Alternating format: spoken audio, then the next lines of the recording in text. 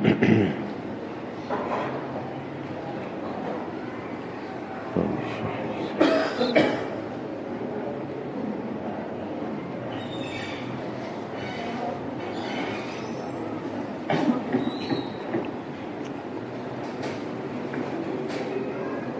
لله وكفى وسلام على عباده الذين اصطفى أما بعد فأعوذ بالله من الشيطان الرجيم بسم الله الرحمن الرحيم يا أيها الذين آمنوا اتقوا الله وكونوا مع الصادقين قال النبي صلى الله عليه وسلم اللهم إني أعوذ بك من يوم السوء ومن ليلة السوء ومن ساعة السوء ومن صاحب السوء أو كما قال عليه الصلاة والتسليم رب اشرح لي صدري ويسر لي أمري واحلل عقدة من لساني يفقهوا قولي سبحانك لا علم لنا إلا ما علمتنا إنك أنت العليم الحكيم إن الله وملائكته يصلون على النبي يا أيها الذين آمنوا صلوا عليه وسلموا تسليما اللهم صل على محمد عبدك ورسولك وصل على المؤمنين والمؤمنات والمسلمين والمسلمات صدق الله العظيم وصدق رسوله النبي الكريم ونحن على ذلك لمن الشاهدين والشاكرين والحمد للہ رب العالمین۔ اللہ رب العزت کا بے حد کرم اور احسان ہے، اللہ تعالیٰ کی توفیقات شامل حال ہیں کہ اعتکاف میں آج 28ویں شب میں ہم داخل ہو چکے ہیں۔ اگر 29 کا چاند ہوتا ہے تو ایک رات اور باقی ہے، اور اگر 30 کا چاند ہوتا ہے تو 2 راتیں باقی ہیں۔ ماہ رمضان تیزی کے ساتھ اپنی رخصتی کے قریب ہے۔ دل میں حسرت بھی ہے، افسوس بھی ہے کہ ایسا عظیم موقع، بیش بہا موقع، قیمتی اللہ نے عطا فرمایا، لیکن اس کے شب و روز کی قدر نہ کر سکے، اس کی عبادات کی قدر نہ کر سکے۔ اللہ ہماری کوتاہیوں کو معاف فرمائے، اور جو ٹوٹا پھوٹا عمل ہوا ہے اللہ اپنی شایع نشان اسے قبول فرما لے۔ یہی ٹوٹا پھوٹا اللہ کو پسند آ گیا، یہی نجات کا ذریعہ بن جائے گا۔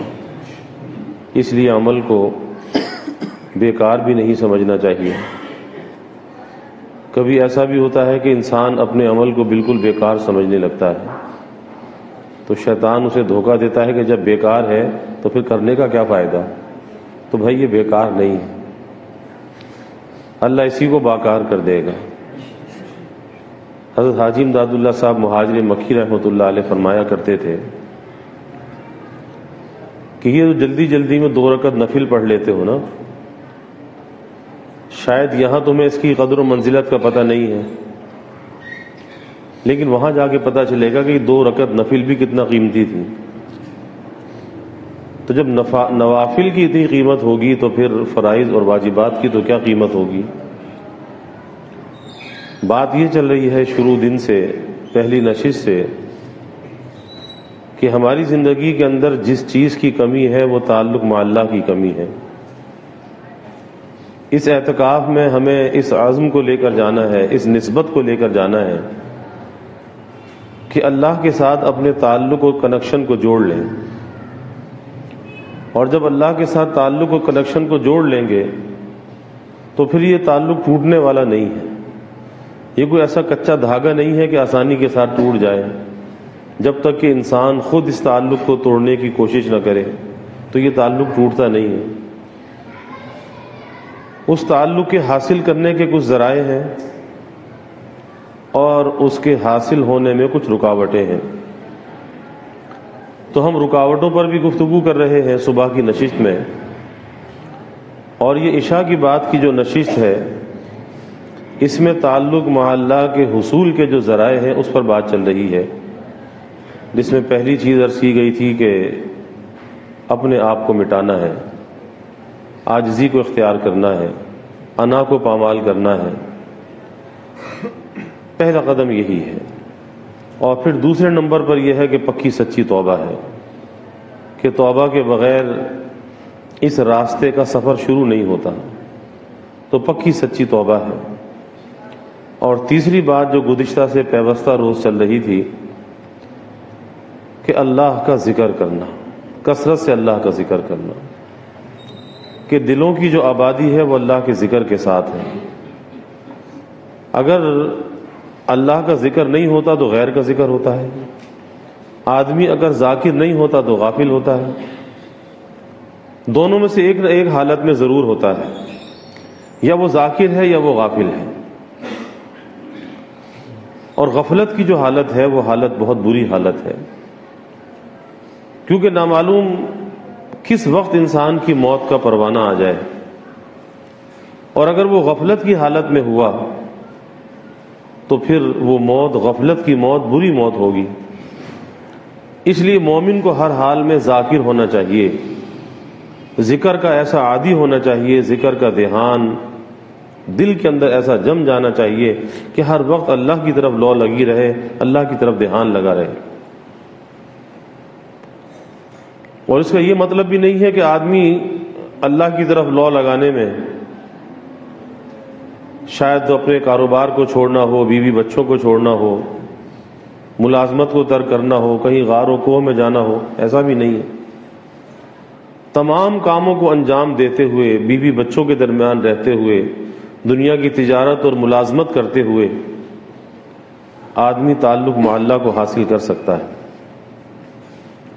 اور یہ دولت جب حاصل ہو جاتی ہے تو مجدد تھانوی رحمۃ اللہ علیہ فرمایا کرتے تھے کہ جیسے بالغ ہو کر آدمی نابالغ نہیں ہوتا، اسی طرح پھر واصل ہو کر وہ مردود نہیں ہوتا. پھر یہ تعلق اتنا قوی، اتنا مضبوط تعلق ہوتا ہے. تو اس کے حصول کے ذرائع میں سے ایک اللہ کا ذکر، جس پر بات ہوئی کہ اس ذکر کا ہمیں اپنے کو عادی بنانا چاہیے. اور آسان سی بات ہے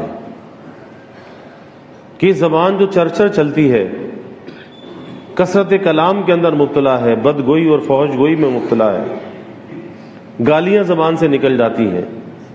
بعض لوگ سمجھتے ہیں کہ بات بات میں گالیاں بکتے ہیں. گالیاں یہ کیا چیز ہے؟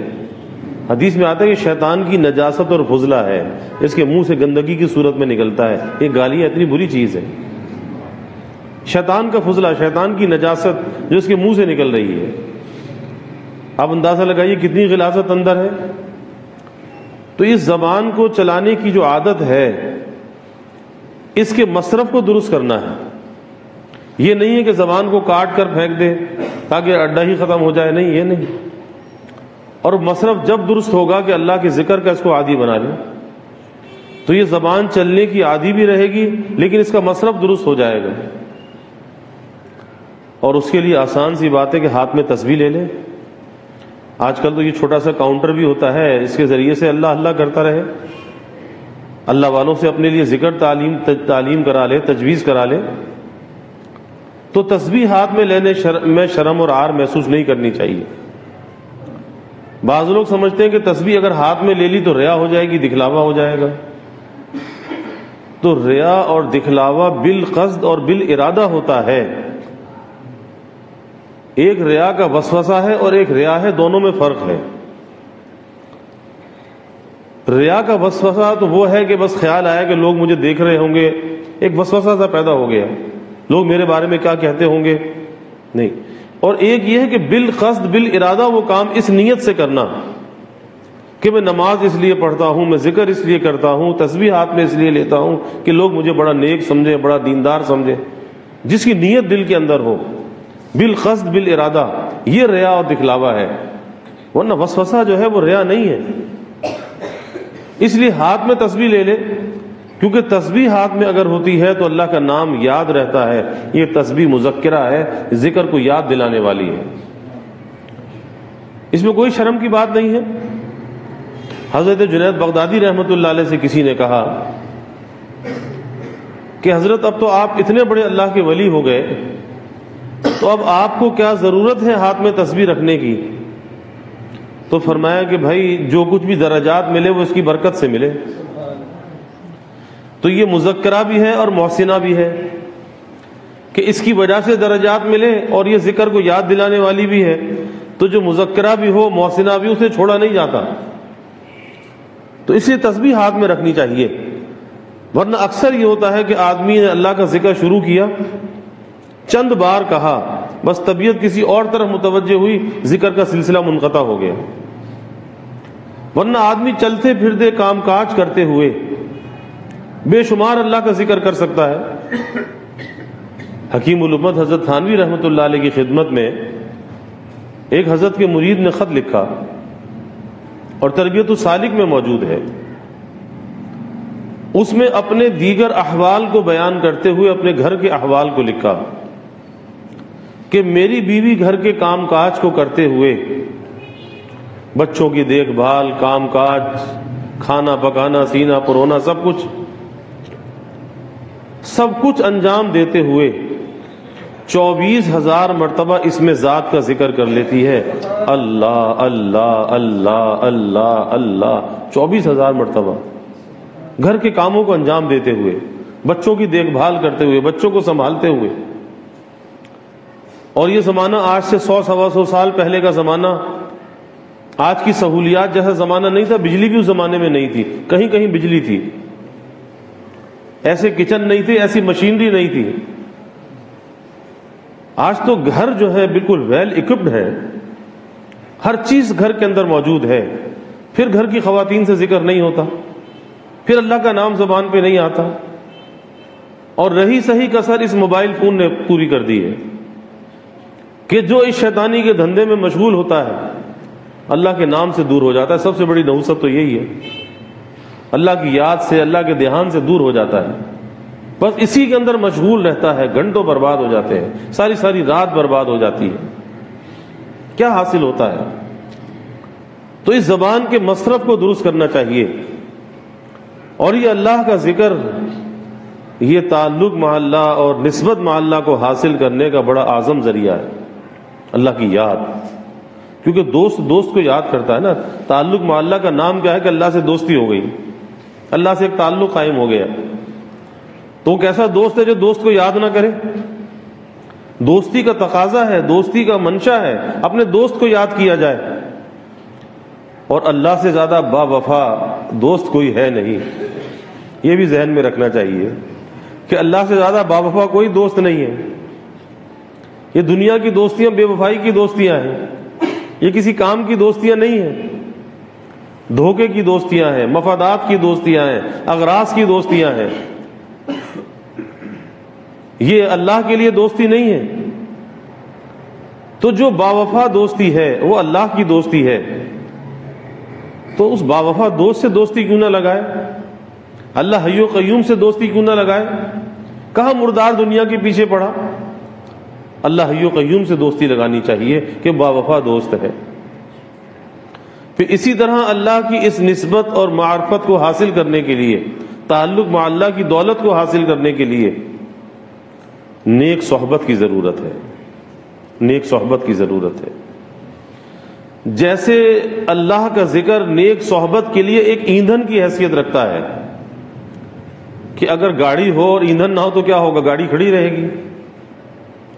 انسان ہو لیکن اس کے اندر اللہ کا ذکر نہ ہو، اس کی گاڑی منجمد ہے، یہ چل نہیں رہی، ایندھن ہی نہیں ہے۔ تو یہ ذکر ایندھن کا کام دیتا ہے، اسی طرح سے نیک صحبت بھی ایندھن کا کام دیتی ہے۔ اور آج نیک صحبت کے معاملے میں بڑی کوتاہی ہے۔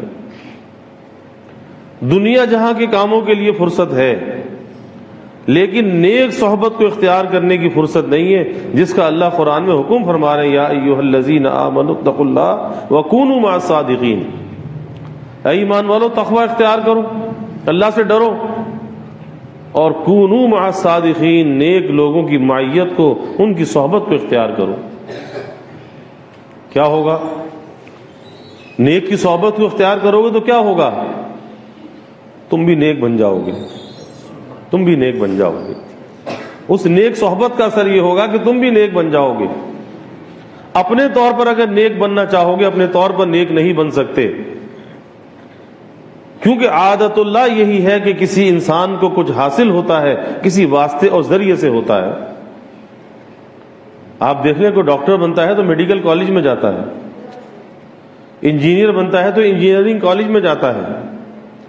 جس فن اور ہنر کو حاصل کرنا چاہتا ہے اسی لائن کو اختیار کرتا ہے، اسی کے استادوں کے پاس جاتا ہے، جب اسے وہ چیز حاصل ہوتی ہے۔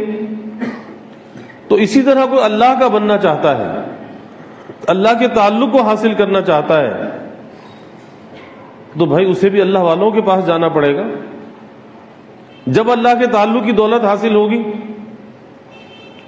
لیکن کبھی انسان کے اندر کچھ بڑائی ہوتی ہے، جسے کہتے ہیں پندار ہوتا ہے، بڑائی ہوتی ہے۔ یہ بڑائی اور پندار ایسا ہوتا ہے کہ جو اللہ والوں کی برکات سے انسان کو محروم کر دیتا ہے، بڑائی ہوتی ہے۔ کہیں پر علم کا پندار آ جاتا ہے، میں بہت بڑا عالم، بہت بڑا مفتی، میں کیسے کسی کے پاس جاؤں، مجھے کیا ضرورت ہے۔ علم جو ہے پندار کی شکل اختیار کرتا ہے، اللہ والوں کی برکات سے محروم ہو جاتا ہے۔ کہیں پر مال جو ہے وہ پندار کی شکل اختیار کرتا ہے کہ میں مالدار آدمی میں کسی فقیر کے پاس جا کر کیوں بیٹھوں، میں تو بڑا مالدار ہوں نا، میں تو بڑا منصب والا ہوں، بڑا کوئی افسر ہے، بڑا عہدے دار ہے، تو پھر میں کیوں کسی کے قدموں میں جا کر بیٹھوں۔ تو یہ پندار ایسا ہے، یہ بڑائی ایسی ہے کہ انسان کو اللہ والوں کی برکات سے محروم کر دیتی ہے۔ مجدد تھانوی رحمۃ اللہ علیہ فرماتے تھے کہ ایسے جب یہ سورج طلوع ہوتا ہے تو اس سورج کو خود بھی معلوم نہیں ہوتا کہ اس سے کون کون فائدہ اٹھا رہا ہے، کس کس طرح سے فائدہ اٹھا رہا ہے، اسے خود بھی معلوم نہیں ہے۔ اسی طرح فرمایا کہ اللہ والوں کا جو وجود ہوتا ہے وہ باجود ہوتا ہے، انہیں خود بھی معلوم نہیں ہوتا کہ ان کے وجود کا جو نفع ہے وہ کہاں کہاں تک پہنچ رہا ہے۔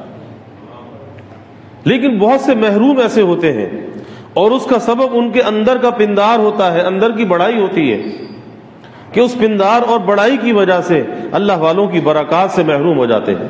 یہ اندر کا پندار ہوتا ہے نا، کہ اپنے اندر کی بات کھول کے سامنے رکھتے نہیں، اندر ہی اندر باتوں کو جب رکھتے ہیں تو جب اندر کی بات کو باہر نہیں نکالو گے، کسی پر اعتماد نہیں کرو گے، کسی کو بڑا نہیں بناؤ گے، اندر کی یہ الجھن جو ہے وہ سلجھن سے کیسے بدلے گی، یا اندر کی رکاوٹیں کیسے دور ہوں گی، یہ بوجھ کیسے ہلکا ہوگا۔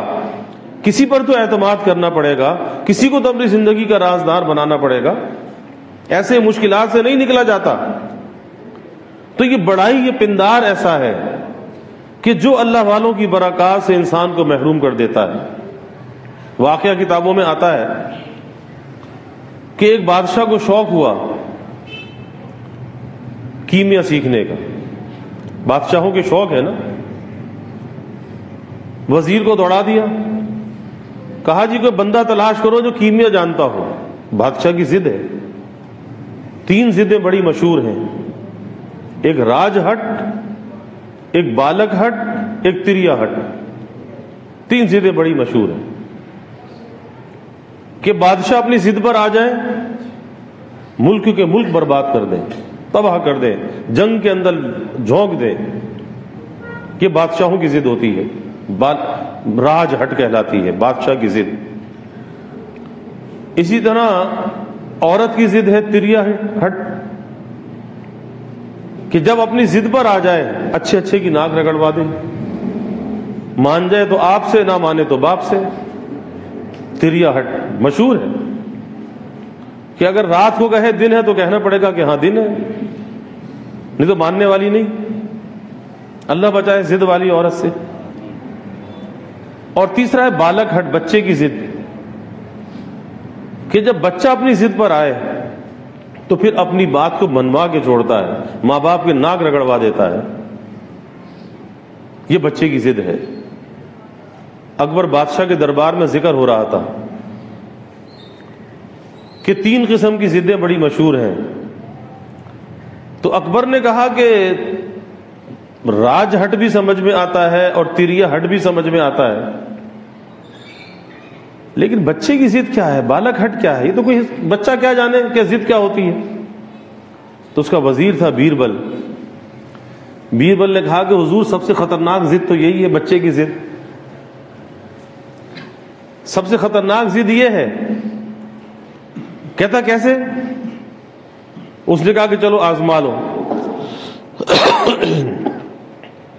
بیربل نے کہا ٹھیک ہے میں بچہ بنتا ہوں، آپ بڑے بن جائیں. اب بیربل جو ہے بچہ بن گیا. مغلوں کے دربار میں یہ تماشے ہوتے تھے، جبھی تو تباہ ہو گئے. ایسے تباہ نہیں ہوئے، یہی قصے کہانیاں ہوتے تھے، یہ چیزیں ہوتی تھی. تو بیربل جو ہے وہ رونے لگا. تو بادشاہ نے پوچھا کہ کیوں روتا ہے؟ کہا کہ جی ہاتھی لوں گا. ہاتھی؟ اس نے کہا کہ جاؤ. استبل سے ہاتھی منگایا اور کہا کہ یہ لو ہاتھی. ہاتھی مل گیا. پھر رونے لگا. اب کیوں روتا ہے؟ کہا کہ جی کلیا لوں گا، مٹی کی کلیا، مٹی کی چھوٹی ہانڈی، اس کو کلیا کہتے ہیں. تو مٹی کی ہانڈی منگا دی. مٹی کی ہانڈی بھی آ گئے. پھر رونے لگا. پوچھا بھائی اب کیوں روتا ہے؟ کہتا ہے اس ہاتھی کو اس ہانڈی میں بٹھا دو، اس ہاتھی کو اس کلیا کے اندر بٹھا دو. اب بادشاہ عاجز آ گیا. بادشاہ عاجز آ گیا. اب بادشاہ نے کہا اچھا ہم بچے بنتے ہیں اور تم باپ بن جاؤ. بادشاہ کی عقل کہ بادشاہ نے رونا شروع کیا. پوچھا بھائی کیوں روتے ہو؟ کہا کہ جی ہاتھی لیں گے. تو بیربل ہوشیار تھا، عقل مند تھا. اس نے مٹی کا چھوٹا سا ہاتھی منگوایا اور وہ دے دیا. پھر کہا کہ جی پھر رونا شروع کیا. کہا جی اب کیا چاہیے؟ کہا کہ جی کلیا چاہیے. تو کلیا منگوا لی. پھر رونا شروع کیا کہ اب کیا مسئلہ ہے؟ کہا جی ہاتھی کو کلیا میں رکھ دو. اس نے اٹھا کے رکھ دیا. تو پھر بیربل نے کہا کہ دیکھو اگر عقل سے انسان کام لے، عقل مندی ہو تو انسان اس ضد کو پورا کر سکتا ہے. آپ کی پہلی غلطی یہ تھی کہ آپ نے ہاتھی منگوا دیا. بچہ اگر ضد کرے اسے یہ ہاتھی تھوڑا ہی دیا جاتا ہے، اسے تو مٹی کا چھوٹا سا ہاتھی دیا جاتا ہے، وہ خوش ہو جاتا ہے. آپ نے اتنا بڑا ہاتھی منگا دیا. تو میں وہ واقعہ عرض کر رہا تھا کہ بادشاہ نے ضد کی وزیر سے کہ جاؤ کہ بندہ تلاش کرو جو کیمیا بنانا جانتا ہو. اب وزیروں کی دوڑ لگ گئی. ادھر بھاگ ادھر بھاگ تلاش کر. پتہ چلا کہ وہ جنگل میں ایک بوڑھا رہتا ہے، جھونپڑی کے اندر رہتا ہے. وہ کیمیا بنانا جانتا ہے. وزیر اس کے پاس پہنچا. اس کہا جی میں تو پوچھا کہ کیمیا جانتے ہو؟ کہا کہ میں تو نہیں جانتا. بادشاہ سے آ کے کہا کہ حضور جانتا تو وہ ہے لیکن منع کرتا ہے. بادشاہ نے بلا لیا. پوچھا کہ کیمیا بنانا جانتے ہو؟ کہا کہ نہیں جانتا.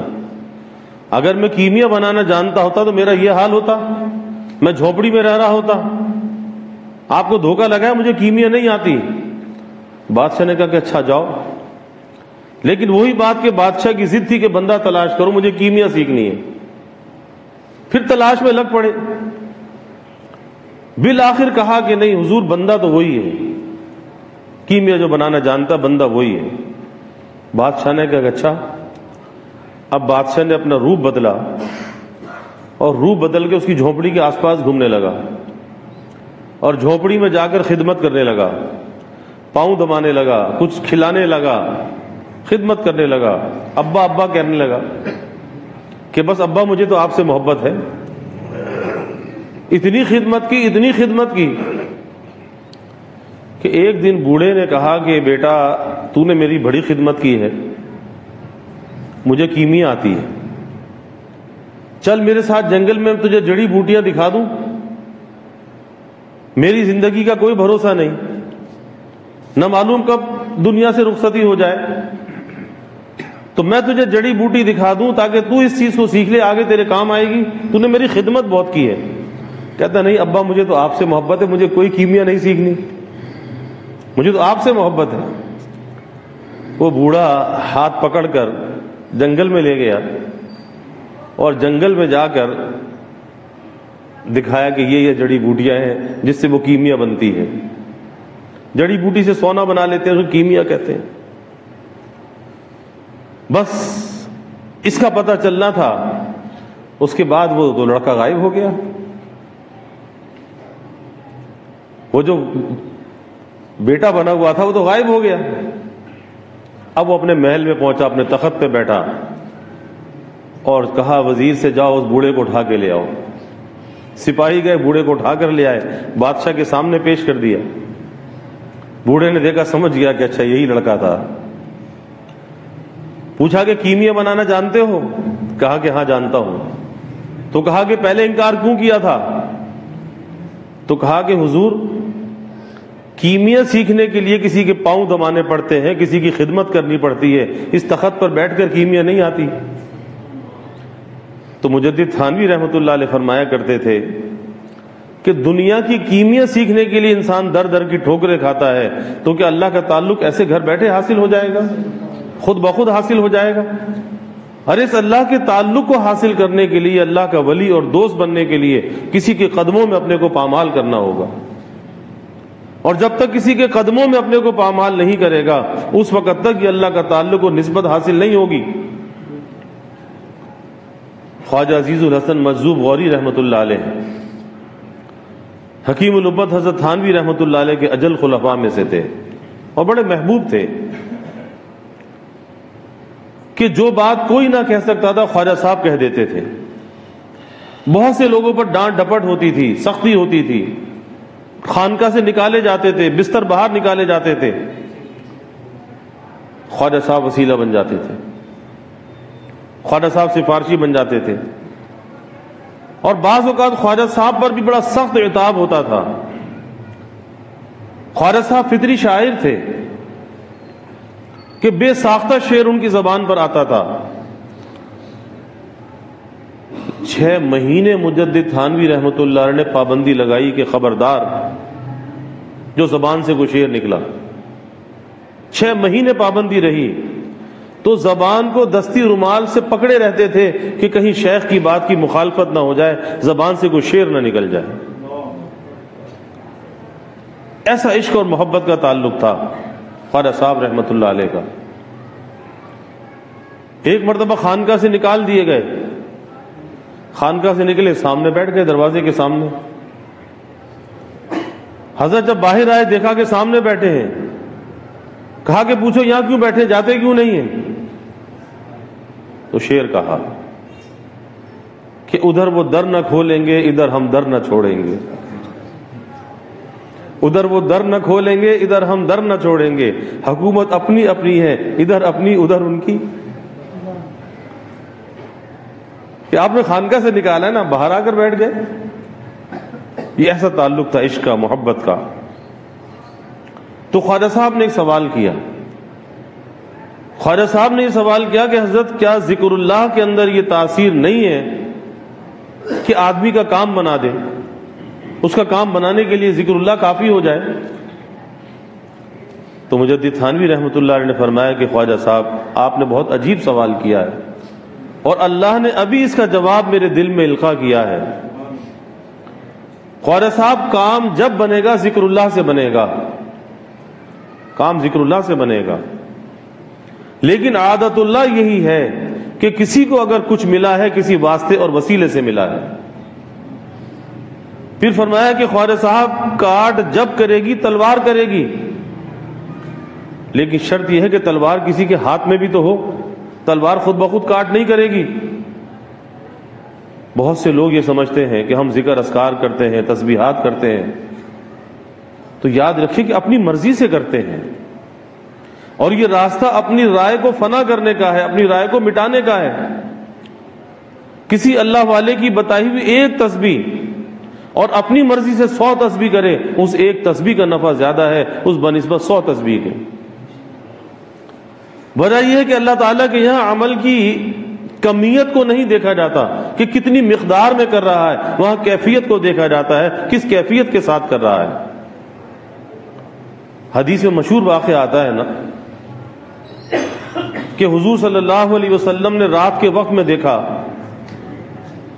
کہ حضرت ابوبکر صدیق رضی اللہ عنہ نوافل میں قرآن مجید پڑھ رہے ہیں اور حضرت عمر رضی اللہ عنہ بھی نوافل میں قرآن مجید پڑھ رہے ہیں، لیکن انداز یہ ہے کہ حضرت ابوبکر صدیق رضی اللہ عنہ کی جو تلاوت ہے وہ سری ہے، آہستہ آہستہ پڑھ رہے ہیں، اور حضرت عمر رضی اللہ عنہ بلند آواز سے پڑھ رہے ہیں۔ اور نوافل میں دونوں طرح سے پڑھنا صحیح ہے، جہرن بھی اور سرن بھی، عمل دونوں کا درست ہے۔ اللہ کے حبیب صلی اللہ علیہ وسلم نے دونوں کو بلا لیا۔ حضرت ابوبکر صدیق رضی اللہ عنہ سے پوچھا کہ آپ نماز میں آہستہ تلاوت کیوں کر رہے تھے؟ بہت اچھا جواب دیا کہ جس کو سنا رہا تھا وہ سن رہا تھا۔ حضرت عمر رضی اللہ عنہ سے پوچھا کہ آپ اتنی بلند آواز سے کیوں تلاوت کر رہے تھے؟ اب اپنا اپنا ذوق ہے۔ حضرت عمر رضی اللہ عنہ نے جواب دیا کہ شیطان کو بھگا رہا تھا، سوتوں کو جگا رہا تھا، اس لیے بلند آواز سے پڑھ رہا تھا۔ عمل دونوں کا عند الشرع صحیح، کوئی کلام نہیں، لیکن اللہ کے حبیب صلی اللہ علیہ وسلم نے حضرت ابوبکر صدیق رضی اللہ عنہ سے یہ فرمایا آپ اپنی آواز کو ذرا بلند کر لیجئے، اور حضرت عمر رضی اللہ عنہ سے فرمایا آپ اپنی آواز کو ذرا پست کر لیجئے۔ اس پر محدثین نے بحث کی ہے، ایسا آپ نے کیوں فرمایا جبکہ عمل تو صحیح تھا؟ حکیم الامت حضرت تھانوی رحمۃ اللہ علیہ فرماتے تھے کہ بات دراصل یہ ہے کہ پہلے دونوں کا عمل اپنی مرضی سے تھا، شیخ مرید کو اس کی رائے سے ہٹا دیتا ہے، اپنی رائے نقصان پہنچاتی ہے نا۔ عمل صحیح تھا، عمل میں کوئی کلام نہیں ہے، لیکن اپنی مرضی سے وہ عمل کر رہے تھے تو شیخ مرید کو اپنی رائے سے ہٹا دیتا ہے، اور جب وہ اپنی رائے سے ہٹ جاتا ہے، کسی کی رائے کے تابع ہو جاتا ہے، اس کے عمل کے اندر برکت آ جاتی ہے۔ تو آج بہت سے لوگ کہتے ہیں جی ہم بھی تو ذکر اذکار کرتے ہیں، اپنی مرضی سے کریں گے، کسی سے پوچھ کر کیوں کریں؟ بھائی یہ اس کا ہے فائدہ اور یہ ہے نقصان۔ حضرت بایزید بستامی رحمۃ اللہ علیہ کے پاس ایک شخص آیا اور کہا کہ حضرت 70 برس سے آپ کو عبادت کرتے ہوئے دیکھ رہا ہوں۔ کتنے برس سے؟ 70 برس سے عبادت کرتے ہوئے دیکھ رہا ہوں، جیسی عبادت آپ کرتے ہیں ایسی عبادت میں بھی کرتا ہوں، لیکن آپ اللہ کے اتنے بڑے ولی ہیں اور مجھے تو وہ مرتبہ حاصل ہی نہیں ہوا، اس کی کیا وجہ ہے؟ حضرت بایزید بستامی رحمۃ اللہ علیہ نے فرمایا کہ بھائی تو جو عمل کر رہا ہے وہ اپنی مرضی سے کر رہا ہے، اپنی رائے سے کر رہا ہے، اس لیے تیرا عمل تیرے روح کی غذا نہیں بن رہا، تیرا عمل تیرے نفس کی غذا بن رہا ہے، کیونکہ اپنی مرضی سے کر رہا ہے، دیکھ کر رہا ہے۔ اس لیے عمل کبھی دیکھ کر نہیں کرنا چاہیے، پوچھ کر کرنا چاہیے۔ بہت سے لوگ دیکھا دیکھی شروع کر دیتے ہیں، تو پوچھ کر کرنا چاہیے کہ میرے لیے کیا عمل مفید ہے، مجھے کیا کرنا چاہیے، اپنی مرضی سے نہیں، کیونکہ یہ راستہ اپنی رائے کو مٹانے کا ہے، اپنی رائے کو فنا کرنے کا ہے، اور جب تک اپنی رائے کو نہیں مٹاتا اس وقت تک اس کا سفر بھی شروع نہیں ہوتا، کیونکہ خود رائی کے اندر مبتلا ہے نا۔ اس لیے مجدد تھانوی رحمۃ اللہ علیہ فرماتے تھے کہ خود رائی کے دانے کے برابر نہ ہو۔ خود رائی کا دانہ کتنا چھوٹا سا ہوتا ہے، یعنی خود رائی اتنی سی بھی انسان کے اندر نہ ہو، یہ خود رائی رکاوٹ بن جاتی ہے، مانع ہو جاتی ہے تعلق مع اللہ میں۔ اپنی رائے کو فنا کرنا۔ تو نیک صحبت پر بات چل رہی ہے کہ آج سب سے زیادہ جو نقصان ہے وہ یہ ہے کہ ہم نیک صحبت کو اختیار نہیں کرتے۔ حضرت فرماتے تھے کہ متقدمین نے نیک صحبت کو فرض کہا ہے، کہ نیک صحبت کا اختیار کرنا فرض ہے۔ فرمایا کہ میں ترقی کر کے کہتا ہوں بقسم کہتا ہوں کہ نیک صحبت کا اختیار کرنا فرض نہیں بلکہ فرض عین ہے، کیونکہ حفاظت ایمان کا اس سے بڑھ کر کوئی ذریعہ نہیں ہے کہ نیک صحبت میں جب انسان جاتا ہے اس کا ایمان محفوظ ہو جاتا ہے۔ اور فرماتے تھے کہ نیک صحبت کی یہ برکت ہوتی ہے کہ آدمی اغوائے شیطانی سے محفوظ ہو جاتا ہے۔ اس لیے بھائی نیک صحبت کو بھی اختیار کرنا چاہیے اور نیک لوگوں سے محبت بھی رکھنی چاہیے، نیک لوگوں سے محبت بھی رکھنی چاہیے۔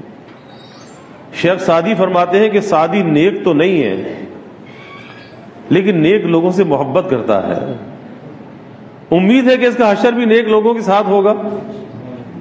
المرء مع من احب، کہ جو جس سے محبت رکھے گا اسی کے ساتھ ہوگا۔ تو خود نیک بننے کی کوشش بھی کرنی چاہیے اور نیک بننے کے لیے نیک لوگوں کے ساتھ جڑنا چاہیے، اور اس کے ساتھ ساتھ اپنی محبت کا مرکز اور محور ان نیک لوگوں کو بنانا چاہیے، کبھی برے لوگوں کو اپنی محبت کا مرکز نہیں بنانا چاہیے۔ یہ زمانہ جو ہے نا یہ شخصیت پرستی کا زمانہ ہے، مادہ پرستی کا زمانہ ہے، اس کو کہتے ہیں نا آئیڈیلزم ہے، کہ آئیڈیل کیا ہے، تو لوگ آئیڈیل کے پیچھے بھاگتے ہیں۔ کسی سے پوچھو بھائی تمہارا آئیڈیل کون ہے، پسندیدہ کون ہے، کوئی کسی اداکار کو بتاتا ہے، کوئی کسی کھلاڑی کو بتاتا ہے، کوئی کسی کو بتاتا ہے۔ کبھی سوچا کہ آئیڈیل بنانے کے لائق کون ہے کہ اس کائنات کے اندر انسان کس کو اپنا آئیڈیل بنائے؟ اور پھر جو مسلمان ہو، جس کے دل میں ایمان کا نور بھی ہو، کیا سوچا جا سکتا ہے کہ وہ کسی اداکار کو اپنا آئیڈیل بنائے، کسی سیاستدان کو اپنا آئیڈیل بنائے، کسی کھلاڑی کو اپنا آئیڈیل بنائے؟ کائنات کے اندر ایک ہی ہستی ہے آئیڈیل بنانے کے لائق، جس کی گواہی اللہ نے قرآن میں بھی دی، لَقَدْ كَانَ لَكُمْ فِي رَسُولِ اللَّهِ أُسْوَةٌ حَسَنَةٌ وَإِنَّكَ لَعَلَىٰ خُلُقٍ عَظِيمٍ۔ ایک ہی ہستی ہے اللہ جن کی گواہی قرآن کے اندر دیتا ہے، وہ ہستی ہے جسے اپنا آئیڈیل بنانا چاہیے، اپنا پسندیدہ بنانا چاہیے، اور پھر اپنی سوچ کا، محبت کا مرکز اور محور اس ایک ہستی کو بنا لینا چاہیے، اور جہاں سے اس ہستی کی محبت ملے اس سے بھی محبت لگانی چاہیے، کہ وہ زینہ ہے، وہ راستہ ہے، وہ ذریعہ ہے، اس ذریعے کو پکڑ لینا چاہیے، ورنہ اس کے بغیر اللہ کے تعلق حاصل نہیں ہوتا۔ اور نیک صحبت کا سب سے بڑا جو فائدہ میں نے عرض کیا کہ نیک صحبت انسان کو نیک بنا دیتی ہے، اسی طرح برے کی صحبت برا بنا دیتی ہے۔ صحبت کے اندر اثر ہے نا، تاثیر ہے، کہ بری صحبت میں اگر انسان اچھا بھلا انسان چلا جائے، اس کے اعمال برباد ہو جاتے ہیں، اس کا مال برباد، اس کی صحت برباد، بری صحبت کے برے نتائج، بدنامی اور رسوائی الگ۔ یہ کوئی بچوں کا کھیل نہیں ہے۔ اسی لیے اللہ کے حبیب صلی اللہ علیہ وسلم نے جو میں نے دعا پڑھی کہ جہاں پر برے دن سے آپ نے پناہ مانگی، بری رات سے پناہ مانگی، بری گھڑی سے پناہ مانگی، وہیں پر آپ صلی اللہ علیہ وسلم نے برے ساتھی سے بھی پناہ مانگی۔ اللہم انی اعوذ بک من یوم السوء ومن لیلۃ السوء ومن ساعۃ السوء ومن صاحب السوء۔ یا اللہ میں پناہ چاہتا ہوں برے دن سے، بری رات سے، بری گھڑی سے اور برے ساتھی سے۔ میرے شیخ حضرت مسیح الامت رحمت اللہ علیہ فرمایا کرتے تھے، فرماتے تھے کہ اس کو آخر سے پڑھو، آخر سے پڑھو، کہ بری گھڑی آ گئی برے ساتھی کی وجہ سے، بری رات دیکھنی پڑی برے ساتھی کی وجہ سے، برا دن آ گیا برے ساتھی کی وجہ سے۔ نتیجے کو آپ نے آخر میں بیان کیا کہ جہاں برے دن سے پناہ، بری رات سے پناہ، بری گھڑی سے پناہ، وہاں برے ساتھی سے بھی پناہ۔ اس لیے کسی سے اگر آدمی دوستی لگائے تو دیکھ لے، جانچ لے، پرکھ لے کہ دوست کسے بنانا چاہیے، آیا دوست بنانے کے لائق ہے یا نہیں، کیونکہ اللہ کے حبیب صلی اللہ علیہ وسلم نے فرمایا الرجل علی دین خلیلی، آدمی اپنے دوست کے دین پر ہوتا ہے۔ تو پہلے اس کا دین دیکھ لے کہ دین کیسا ہے، اور دین بھی اس کے اندر ہے یا نہیں ہے۔ ایسا نہ ہو کہ اپنے دین کا بھی تو سودا کر دے، اپنے دین کو بھی برباد کر دے۔ جو ایک رہی صحیح پونجی ہے جو کام آنے والی ہے، یہ اس دوستی کے چکر میں برباد ہو جائے۔ اس لیے حدیث میں آتا ہے کہ ایک زمانہ فتنوں کا ایسا بھی آئے گا کہ فتنے اس طرح سے پے در پہ آئیں گے جیسے تسبیح کا دھاگا ٹوٹ جاتا ہے اور تسبیح کے دانے پے در پہ گرتے ہیں۔ آپ نے فرمایا کہ اس طرح سے فتنے رونما ہوں گے، اور وہ ایسا فتنوں کا زمانہ ہوگا کہ آدمی صبح کو مومن ہوگا، شام کو کافر ہوگا، شام کو مومن ہوگا تو صبح کو کافر ہوگا۔ صحابہ نے پوچھا کہ اس کا سبب کیا ہوگا، آخر ایسا کیوں ہوگا؟ آپ نے فرمایا کہ دنیا کی محبت دل میں آئے گی، موت سے غفلت آئے گی، بس اپنے ایمان کی ناقدری ہوگی، صبح مومن تو شام کافر، شام مومن تو صبح کافر۔ یہ وہی فتنوں کا زمانہ ہے کہ ہر طرف سے فتنے ابل رہے ہیں، نئے نئے فتنے پیدا ہو رہے ہیں۔ اس وقت کا زیادہ تقاضا ہے کہ آدمی اپنے کو نیک صحبت سے وابستہ کر لے۔ کس وجہ سے؟ کہ اس کا ایمان تو محفوظ ہو جائے، اپنے ایمان کو بچا کے قبر تک تو ساتھ لے جائے۔ اور اگر جب تک کسی کو نیک صحبت میسر نہیں ہے، کوئی آدمی بیمار ہو جائے، اسے ڈاکٹر نہ ملے، دوا نہ ملے، اب وہ کیا کرے؟ پھر اسے یہ کرنا چاہیے کہ بد پرہیزی نہ کرے۔ تو اگر کسی کو نیک صحبت میسر نہیں ہے تو کم از کم بری صحبت سے تو اپنے آپ کو بچائے۔ آج تو دوہرا نقصان ہے، ایک طرف نیک صحبت کا اہتمام نہیں اور دوسری طرف سے بری صحبت میں انہماک۔ وہاں اہتمام نہیں، یہاں انہماک ہے۔ آپ اندازہ لگائیے کہ پھر ایسے شخص کا کیا بنے گا۔ اور نہ صرف یہ کہ انسان اپنی فکر کرے، اپنی اولاد کی بھی فکر کرنی چاہیے، اپنی نسل کی فکر کرنی چاہیے کہ اسے نیک حلقے سے جوڑ دے، نیک لوگوں سے وابستہ کر دے۔ اور نیک صحبت میں آنے کا قطعاً یہ مطلب نہیں کہ آپ کسی سے بیعت ہو جائیں۔ آپ آنا جانا شروع کر دیں، آپ اپنی اصلاح اور درستی کی فکر لے کر بیٹھیں، آپ اپنی زندگی کو بدلنا شروع کر دیں۔ قطعاً یہ نہیں کہا جاتا کہ آپ بیعت ہو جائیں، ہاں اگر کبھی مناسبت پیدا ہو جائے تو ہو جانا، اس کی برکت سے انکار نہیں، لیکن اصل چیز اپنے آپ کو بنانا ہے، سنوارنا ہے، اپنے ظاہر کو درست کرنا، اپنے باطن کو درست کرنا، اور یہ نیک صحبت کے بغیر ممکن نہیں ہے۔ اسی لیے حضرت فرمایا کرتے تھے مجدد تھانوی رحمۃ اللہ علیہ کہ نیک صحبت کا سب سے بڑا فائدہ یہ ہوتا ہے کہ آدمی اغوائے شیطانی سے بچا رہتا ہے، کہ شیطان کا اس پہ وار نہیں چلتا، اغوائے شیطانی سے بچا رہتا ہے۔ برکت کیا ہوتی ہے؟ نیک صحبت کی برکت ہوتی ہے۔ جیسے حضرت نے مثال سے سمجھایا کہ جنگل میں بکریوں کا ریوڑ چلتا ہے تو ساری بکریاں ساتھ ساتھ مل کے چلتی ہیں، اور وہ جو چرواہا ہے وہ بکریوں کو الگ الگ نہیں ہونے دیتا، وہ سب کو جوڑ کے چلتا ہے، پورا اس کا ریوڑ بنا کے چلتا ہے۔ جو بکری اپنے ریوڑ سے بچھڑ جاتی ہے بس اسی پر بھیڑیا حملہ کرتا ہے، کھا جاتا ہے۔ اسی طرح حضرت فرمایا کرتے تھے کہ جو انسان نیک صحبت سے کٹ جاتا ہے پھر اس پر شیطان کا حملہ آسان ہوتا ہے، شیطان کا اغوا آسان ہوتا ہے، اللہ کے راستے سے بھٹک جانا اور نافرمانی میں لگ جانا اس کے لیے آسان ہوتا ہے۔ اور یہ نیک صحبت بھائی ہر جگہ پر موجود ہے۔ ایسا نہیں ہے کہ نیک صحبت کوئی ایسی نایاب چیز ہے کہ جو کہیں موجود نہیں ہے۔ مفتی محمد شفیع صاحب رحمۃ اللہ علیہ فرمایا کرتے تھے کہ بھائی تمہاری مسجد کا مؤذن ہی تم سے اچھا ہے، کچھ دیر نیک صحبت کی نیت سے اس کے پاس بیٹھ جایا کرو۔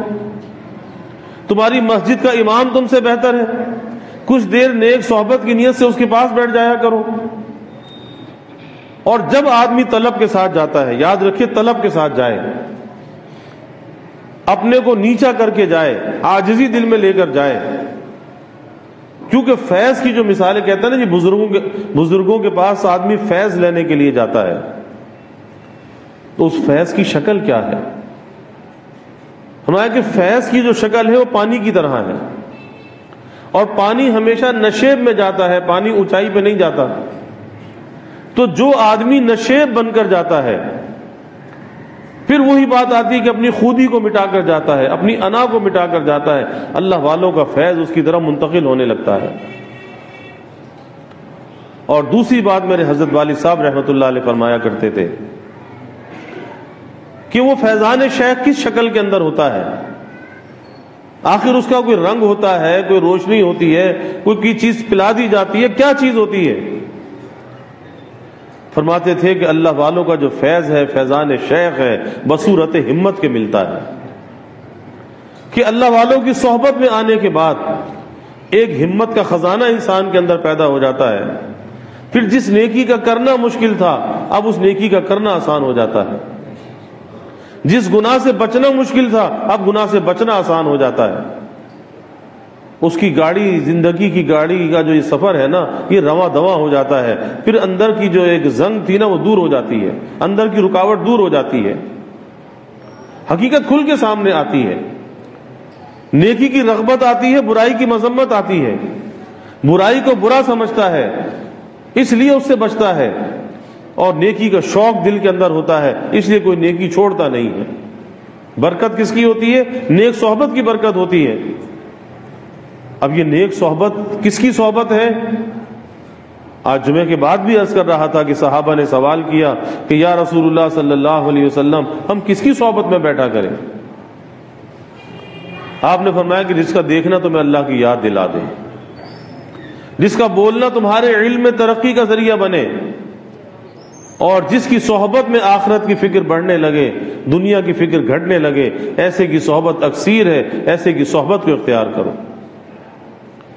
اور آپ نے نیک صحبت کی مثال بیان کی کہ نیک صحبت کی مثال ایسی ہے جیسے کوئی شخص خوشبو لیے ہوئے ہے، جب اس کے پاس بیٹھو گے یا تو تمہیں خوشبو دے دے گا، ورنہ جتنی دیر بیٹھے رہو گے اتنی دیر خوشبو تو تمہیں پہنچتی رہے گی، یعنی کچھ نہ کچھ فائدہ تو ضرور ہوگا۔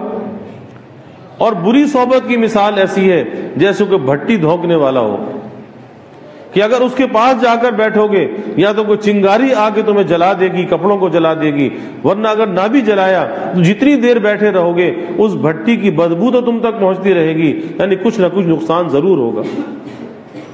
یہ نیک اور بری صحبت کی مثال اللہ کے حبیب صلی اللہ علیہ وسلم نے بیان فرمائی۔ اور ایک حدیث میں آپ نے فرمایا کہ خلوت بہتر ہے برے ہم نشین سے، خلوت بہتر ہے برے ہم نشین سے، کہ بری صحبت سے، برے ساتھی سے بہتر ہے کہ اپنے آپ کو گھر میں بند کر لے، وہ زیادہ بہتر ہے۔ تو خلوت بہتر ہے برے ہم نشین سے، اور خلوت سے بہتر ہے نیک ہم نشین، کہ نیک دوست مل جائے، نیک رفیق مل جائے، یہ اس خلوت سے زیادہ بہتر ہے پھر کسی نیک کی صحبت کو اختیار کرے۔ تو بھائی یہ نیک صحبت کے فوائد بھی ہیں، نیک صحبت کی برکات بھی ہیں، اور زندگی کو بدلنے میں جس چیز کو دخل ہے وہ نیک صحبت ہے۔ آج لوگ نیک صحبت کا تو اہتمام کرتے نہیں، بس جا کر کسی کے پاس بیعت ہو جاتے ہیں کہ جی بس جاؤ اور بیعت ہو جاؤ، اور بیعت ہونے کے بعد سمجھتے ہیں کہ اب فارغ ہو گئے۔ تو بیعت کا قطعاً یہ مقصد نہیں ہے، بیعت کا مقصد تو اصلاح کرانا ہے۔ اس لیے فرمایا کہ دو چیزیں ہیں، ایک ہے بیعت اور ایک ہے اصلاح۔ تو بیعت تو سنت ہے لیکن اصلاح فرض ہے، اور اس کی مثال یہ دی ہمارے حضرت والد صاحب رحمۃ اللہ علیہ نے کہ جیسے کوئی آدمی فجر کی سنتیں پڑھ لے، فجر کے فرض نہ پڑھے، تو ہم نہیں کہہ سکتے کہ اس نے فجر کی نماز پڑھ لی، اور اگر کوئی فرض پڑھ لے سنتیں نہ پڑھے ہم کہہ سکتے ہیں کہ فجر کی نماز پڑھ لی۔ تو جو آدمی بیعت ہو کر اپنے کو فارغ سمجھ بیٹھا وہ ایسا ہی ہے جیسے فجر کی سنتیں پڑھ کے فارغ بیٹھا ہے، اب اس نے نماز تو نہیں پڑھی نا۔ اور جو بیعت تو نہیں ہوا لیکن اصلاح کے اہتمام میں لگا ہوا ہے، ایسا جیسے فجر کی فرض پڑھ لی ہے۔ اصل چیز اپنی اصلاح ہے، اپنی درستی ہے، کہ ہر انسان کے اندر کوئی نہ کوئی کوتاہی ہوتی ہے، کوئی نہ کوئی کمی ہوتی ہے، اسے اپنے شیخ کے سامنے رکھے اور پھر اللہ کے لیے اپنی اصلاح کا اہتمام کرے، اور یہ نہ سوچے کہ اگر میں نے اپنی خرابی کو بیان کر دیا میں تو رسوا ہو جاؤں گا، میرے تو راز کھل جائیں گے۔ نہیں، وہ ستار حقیقی کے ستار مجازی بندے ہوتے ہیں۔ اللہ ستار حقیقی، یہ اس کے ستار مجازی بندے، یہ اللہ کی مخلوق میں اپنے کو سب سے کمتر سمجھتے ہیں، سب سے حقیر سمجھتے ہیں، یہ کسی کے عیب کو کھولتے نہیں ہیں، کسی کے سامنے ظاہر کرتے نہیں ہیں۔ امانت ہوتی ہے، امانت میں خیانت کیسے کی جائے؟ اس لیے اپنی اصلاح کے اندر اس رکاوٹ کو دور کرنا چاہیے کہ ہم اپنی بات کیسے بتا دیں۔ ارے بھائی، جب تک بات نہ بتائی جائے اس وقت تک اصلاح نہیں ہوتی۔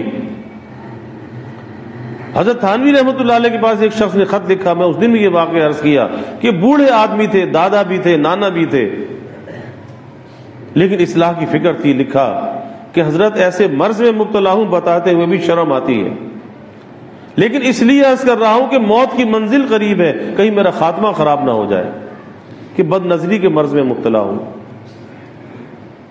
بتایا تو اس کا علاج ہوا، حضرت نے علاج تجویز کیا، انہوں نے اس پہ عمل کیا، اللہ نے شفا عطا فرما دی۔ اس لیے بزرگوں نے فرمایا کہ بھائی، جسمانی امراض میں ڈاکٹر کے پاس اس بات کی گارنٹی نہیں ہے کہ مرض ٹھیک ہو جائے گا، کوئی گارنٹی نہیں ہے، ٹھیک ہو گیا ہو گیا، نہ ہوا نہ ہوا۔ لیکن یہ باطنی اور روحانی امراض جو ہے، اس کے اندر 100% گارنٹی ہے کہ اگر طالب کے اندر سچی طلب ہے، پھر اللہ والوں کی نظر کرم ہوتی ہے، دعا ہوتی ہے، اس کی کوشش ہوتی ہے، یہ مرض جڑ سے ختم ہو جاتے ہیں۔ اس میں شفا کی 100% امید ہے، لیکن کوئی سچائی کے ساتھ عمل کرے، پھر ہر مرض سے نکل سکتا ہے، ہر مشکل سے نکل سکتا ہے۔ اس لیے بھائی، نیک صحبت کو اختیار کرنا چاہیے، اور نیک صحبت جگہ جگہ موجود ہے، ہر مسجد کے اندر موجود ہے۔ آپ دیکھیں کہ ہر مسجد کے اندر تعلیم کا سلسلہ ہوتا ہے، ہر مسجد میں فضائل اعمال پڑھی جاتی ہے، درس حدیث ہوتا ہے، درس قرآن ہوتا ہے، لیکن بیٹھنے والے کتنے لوگ ہوتے ہیں؟ کہ اگر نماز میں مسجد بھری ہوئی ہے، اس کا 10% لوگ بھی نہیں بیٹھتے۔ یہ تو عدم دلچسپی کا عالم ہے۔ پھر معاشرے کے اندر سدھار کیسے نظر آئے؟ بگاڑ نظر آئے گا، اور بگاڑ نظر آ رہا ہے۔ ایک 10% بھی لوگ نہیں بیٹھتے۔ آپ اندازہ لگائیے کہ 100 آدمی اگر نماز کو آئیں تو 10 آدمی تو بیٹھے ہوئے دکھا دو۔ اتنی عدم دلچسپی ہے۔ لگتا یہ ہے کہ دنیا حواس پر سوار ہے، دنیا کی دوڑ میں لگے ہوئے ہیں، اپنی آخرت کی، اپنے ایمان کو بچانے کی فکر نہیں ہے کہ اس کا جو ذریعہ ہے نیک صحبت، ہم اسے اختیار کریں۔ تو جب تک کسی کو نیک صحبت نہ ملے بھائی، بری صحبت سے اپنے آپ کو بچائے، کبھی بری صحبت کو اختیار نہ کرے، کیونکہ بری صحبت کا یہ نتیجہ ہے کہ بڑی سے بڑی برائی کا کرنا اس بری صحبت میں آسان ہو جاتا ہے، اور نیک صحبت کی یہ برکت ہے کہ بڑے سے بڑی نیکی کا کرنا آسان ہو جاتا ہے۔ اللہ سے دعا ہے کہ اللہ اس اعتکاف کی برکت سے ہمارے دلوں کے اندر اس فکر کو بیدار کر دے کہ ہم نیک صحبت کو اختیار کرنے والے بنے۔ اکثر یہی ہوتا ہے کہ نوجوان، شہر کے نوجوان، محلے کے نوجوان اعتکاف میں بیٹھتے ہیں، اور پھر رخصت ہونے کے بعد اگلے سال اعتکاف کے موقع پہ ملاقات ہوتی ہے، پھر اگلے سال آتے ہیں، جی ہمارا نام اعتکاف کے لیے لکھ لو۔ آپ اندازہ لگائیے، غفلت نہیں ہے تو کیا ہے کہ زندگی کی گاڑی اس طرح سے گزر رہی ہے کہ ایک محلے میں، ایک شہر میں رہتے ہوئے لوگوں کا یہ حال ہے کہ لگتا ہے کہ اعتکاف شوق پورا کرنے کے لیے تو کرتے ہیں، لیکن اپنی زندگی کو بدلنے کے لیے نہیں کرتے۔ اگر زندگی کو بدلنے کا فکر ہوتا تو کچھ نہ کچھ ربط ضبط ضرور ہوتا، کوئی ربط کوئی ضبط نہیں رہتا، اگلے سال پھر ملاقات ہوتی ہے۔ آپ اندازہ لگائیے، یہ غفلت نہیں تو پھر کیا ہے؟ دکھ ہوتا ہے کہ جب اللہ نے سہولیات مہیا کی ہیں، ہر مسجد کے اندر سہولت موجود ہے، ارے بھائی کہیں بھی جڑ جاؤ، لیکن نیک صحبت کو اختیار کر لو، اپنے ایمان کا فکر کر لو، اپنی آخرت کا فکر کر لو۔ اللہ تعالی ہمیں اس کا فکر عطا فرمائے، بری صحبتوں سے بچائے، اللہ اپنی نسبت اور معرفت عطا فرمائے، اور اپنے اولیاء میں اللہ ہمیں شامل فرمائے۔ وآخر دعوانا الحمد للہ رب العالمین، والعاقبۃ للمتقین، والصلاة والسلام علی اشرف الانبیاء والمرسلین۔ اللہم صل علی سیدنا و مولانا محمد وعلی آل سیدنا و مولانا محمد وبارک وسلم۔ ربنا آتنا فی الدنیا حسنہ وفی الآخرۃ حسنہ وقنا عذاب النار۔ ربنا اتمم لنا نورنا واغفر لنا انک علی کل شیء قدیر۔ اللہم اعنا علی ذکرک و شکرک و حسن عبادتک۔ اللهم وفقنا لما تحب وترضى من القول والعمل والفعل والنية والهدى إنك على كل شيء قدير یا اللہ یا رحمان یا رحیم یا کریم یا ارحم الراحمین یا اکرم الاکرمین، یا اللہ ہمارے گناہوں کو معاف فرما، ہماری خطایا سے درگزر فرما، اپنی محبت معرفت عطا فرما، یا اللہ اپنی رضا والی زندگی نصیب فرما، رضا والے کاموں کی توفیق عطا فرما، یا اللہ ہمارے اس مل بیٹھنے کو قبول فرما، اسے یا اللہ ہمارے لیے ذخیرہ آخرت بنا، یا اللہ اسے وسیلہ نجات بنا، یا اللہ ہمیشہ اس طرح مل بیٹھنے کی توفیق عطا فرما، نیک صحبتوں کا اہتمام کرنے والا بنا، بری صحبتوں سے بچنے والا بنا، یا اللہ نیک صحبت کی رغبت دلوں میں پیدا فرما، یا اللہ ہماری زندگی میں جو غفلتیں ہیں اسے دور فرما، یا اللہ اعمال پر ہمیں استقامت عطا فرما، ہر قسمی یا اللہ ترقیات عطا فرما، یا اللہ سب کے دلوں کے نیک ارادوں کو تمناؤں کو از غیب پورا فرما، سب کی حاجات کو پورا فرما، سب کی پریشانیوں کو دور فرما، بیماریوں سے یا اللہ حفاظت فرما، ہر ناگہانی بلا اور مصیبت سے یا اللہ حفاظت فرما، زمینی آسمانی آفات سے یا اللہ حفاظت فرما، موذی امراض سے یا اللہ حفاظت فرما، یا اللہ سب کے علم میں عمل میں رزق میں خوب خیر و برکت فرما، ابواب رزق یا اللہ کشادہ فرما، رزق حلال عطا فرما، آسان عطا فرما، برکت والا عطا فرما، یا اللہ کبھی کسی کو مخلوق کا محتاج نہ بنا، یا اللہ ہمیشہ اپنے در کا سائل اور بھکاری بنا، اپنے در کا منگتا اور سوالی بنا، اپنے غیر سے ہماری امیدوں کو قطع فرما، اپنی ذات عالی کا یقین ہمارے دلوں میں پیدا فرما، یا اللہ ہر امید کو اپنی ذات سے وابستہ کرنے والا بنا، یا اللہ ایمان کی ترقی اعضاء کی سلامتی عطا فرما، ہر محتاجی معذوری سے حفاظت فرما، یا اللہ اس اعتکاف کے مقصد میں ہمیں کامیاب فرما، اس کی کامل برکات سے مالا مال فرما، اس کے ظاہری باطنی انعامات ہمیں عطا فرما، اے اللہ اسے آخرت کے لیے ذخیرہ بنا، وسیلہ بنا، نجات کا ذریعہ بنا، یا اللہ یہ توفیقات ہمیشہ ہمیشہ ہمارے شامل حال فرما، ان توفیقات سے یا اللہ ہمیں کبھی بھی محروم نہ فرما، یا اللہ اس گھر کا ادب کرنے والا بنا، یہاں کی بے ادبی سے محرومی سے ہماری حفاظت فرما، یا اللہ دنیا میں جہاں کہیں بھی معتکفین ہیں ہمارے شہر میں ہیں، یا اللہ تو سب کے اعتکافوں کو قبول فرما، سب کی دعاؤں کو قبول فرما، یا اللہ پسندیدہ اعمال کی توفیق عطا فرما، پسندیدہ بندوں میں شامل فرما، اپنی رضا دائمی یا اللہ عطا فرما، یا اللہ اپنی رحمتوں کا برکتوں کا راحتوں کا نزول فرما، زحمتوں کو یا اللہ دور فرما، یا اللہ ہمیں عافیت دارین عطا، عافیت دائمہ عطا فرما، ربنا تقبل منا انك انت السميع العليم وتب علينا انك انت التواب الرحيم وجزى الله عنا محمدا صلى الله عليه وسلم ما هو اهله وصلى الله تعالى وسلم على النبي الكريم آمين برحمته.